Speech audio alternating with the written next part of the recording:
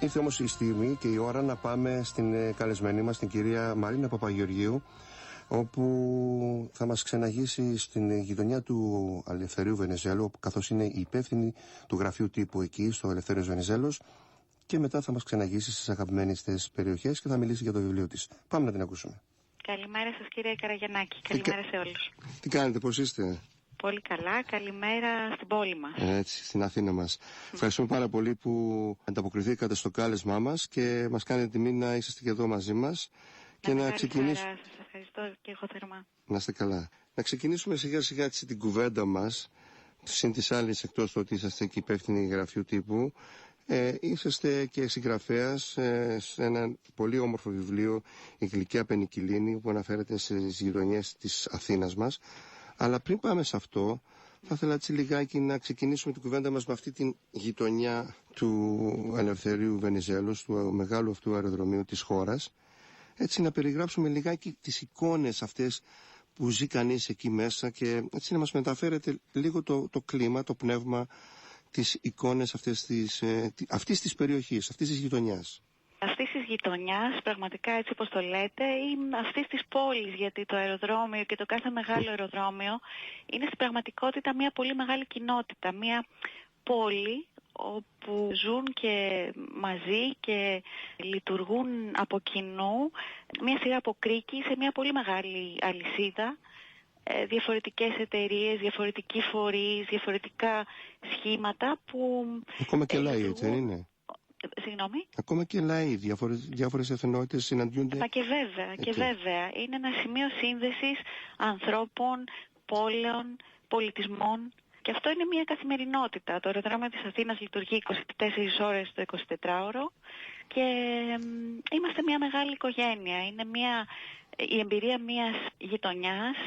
Η γειτονιά είναι και το θέμα του βιβλίου μου, όπως αναφέρεται και πριν, και το πνεύμα της γειτονιάς είναι κάτι που αγαπώ με πάθος. Μολονότι εργάζομαι όχι στο κέντρο της πόλης, αυτή τη γειτονιά τη βρήκα και στο αεροδρόμιο και είμαι πάρα πολύ ευτυχής γι' αυτό. Είναι γύρω στα 32-35 χιλιόμετρα από το κέντρο της Αθήνας. Είναι. Αλλά είναι όμως... δεν πάβει να είναι κύτταρο της πόλης το αεροδρόμιο. Εμείς εδώ νιώθουμε ότι είμαστε Αθήνα, είμαστε υποδοχή. Εσείς υποδέχεστε τον κόσμο και του δίνετε μια πρώτη γεύση, να το πούμε έτσι, τι θα δει στην πόλη μας, αλλά και εσείς αποχαιρετάτε τον κόσμο όταν φεύγει από εδώ και θέλετε να του δώσετε κάτι όμορφο να πάρει μαζί του. Ναι, σωστά. Έχουμε αυτή την ευθύνη, αλλά και αυτή την χαρά και αυτή την τύχη. Έτσι είναι, σωστά. Εκεί λοιπόν στο Ελευθέριος Βενιζέλος είναι το Welcome Athens, έτσι δεν είναι, και υποδέχεστε τον κόσμο. Υπάρχουν διάφορα αλφα εκεί πέρα, όπως τα λέγαμε, Αθήνα, αεροδρόμιο, αφήξεις, αναχωρήσεις, υπάρχουν και άλλα να πούμε. Αυτό το μεγάλο αλφα που χαρακτηρίζει το αεροδρόμιο της Αθήνας είναι αεροπορία, είναι αέρας, άνεμος, είναι αεροπλάνο, είναι Αθήνα πάνω απ' όλα. Θα μπορούσαμε να πούμε ότι είναι αναχώρηση, άφηξη, είναι και αποχαιρετισμός, είναι αντάμωση, είναι και απόδραση. Έτσι. Έτσι δεν είναι όλα αυτά τα αλφα. Από την πορεία σας εκεί σε αυτόν τον χώρο από το 2001, αν δεν κάνω λάθος, που ξεκίνησε την λειτουργία του, ένα σκηνικό, μια ιστορία να μοιραστείτε μαζί μας σχετικά με μια άφιξη, κάποιος αποχαιρετισμός, κάτι που εσάς σας έκανε να συγκινηθείτε, να το μοιραστείτε μαζί μας. Ας πούμε, ήρθε μια αποστολή, έφυγε μια αποστολή, υποδεχτήκατε κάποιον επώνυμο ή εθνική Ελλάδος, να το πούμε έτσι, που ήρθε από το Euro κλπ. Να σας πω κάτι, οι εικόνες είναι χίλιες μύριες, πραγματικά.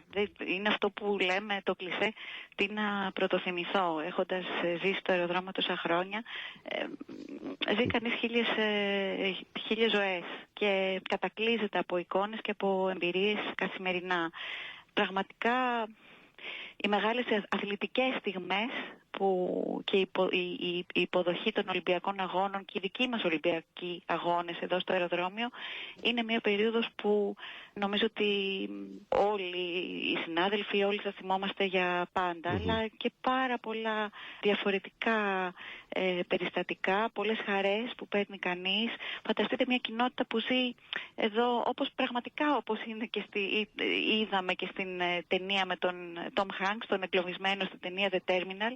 Υπάρχει στα παρασκήνια ένας κόσμος που λειτουργεί και συμβιώνει, που μοιράζεται εμπειρίες καθημερινά. Είναι ένας καταιγισμός από εμπειρίες και διαρκείς στόχους να προσφέρει την καλύτερη υποδοχή, ο κόσμος εδώ στο αεροδρόμιο να λειτουργεί άψογα, σαν μια καλοκουρδισμένη μηχανή, αλλά και με πολύ ψυχή.